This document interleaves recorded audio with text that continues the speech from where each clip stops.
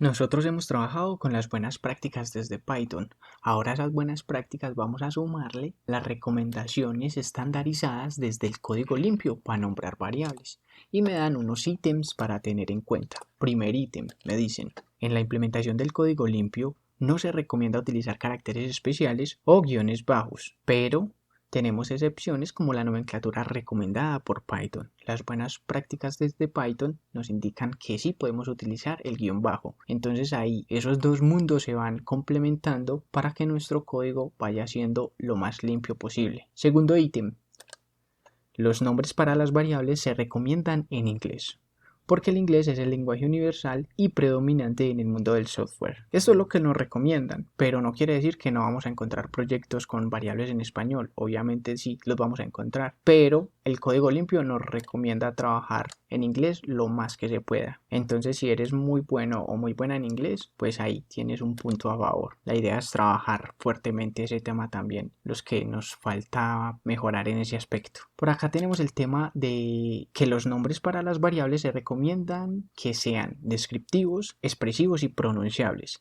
Descriptivos hace referencia a que con el nombre de la variable yo pueda entender el propósito en un amplio contexto o en el programa que tiene esa variable. Expresivos hace referencia a que con el nombre de la variable yo encuentre el propósito de la variable en sí, es decir, de los datos, del valor que almacena, cuál es su trabajo, cuál es su función, con solo mirar el nombre. Y cuando hablamos de descriptivos es saber su trabajo o función e incluso propósito, pero a nivel del programa o en un rango mucho más amplio como clases, funciones. Y pronunciables, que sean fáciles de comunicar con otros desarrolladores, con otros compañeros, así sean en inglés o en español. Uno más nos dice: los nombres para las variables deben facilitar la comprensión de lo que representan en el contexto de un programa. Esto hace referencia a esto, a que sean nombres descriptivos.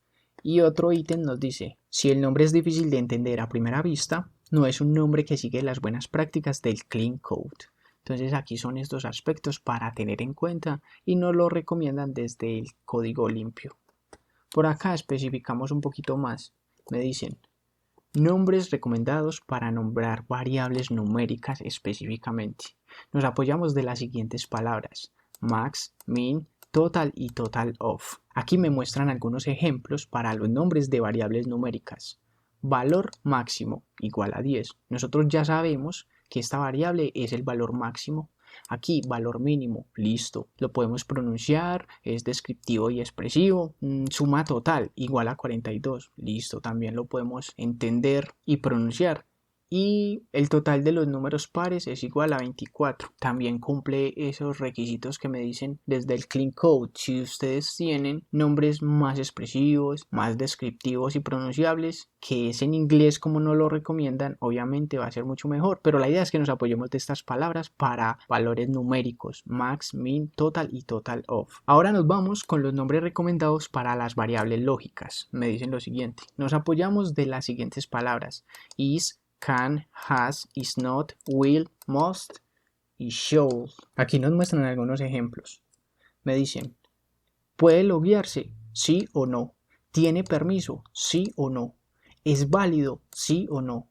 ¿No es vacío? Sí o no. ¿Debería mostrar el mensaje? Sí o no. ¿Se enviará un mensaje de notificación? Sí o no. ¿Debe confirmar la compra? Sí o no.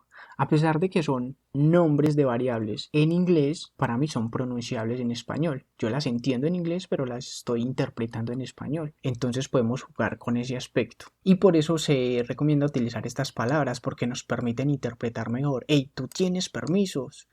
True o false, sí o no. Hey, ¿esto es válido? Sí o no. ¿Esto no está vacío? Sí o no. ¿Debo mostrar el mensaje? Sí o no. Para eso nos piden o nos recomiendan que nos apoyemos de estas palabras, porque como su valor es lógico, entonces va a ser mucho más expresivo, pronunciable y descriptivo en el contexto de nuestros programas. Y por acá venimos. Mira, vamos a hacer la comparativa. Aquí no implementamos los principios del clean code. Espacio, guión bajo número, valor negativo, número real, saludo, género 1, género 2, cumplimos misión y fallo mensaje.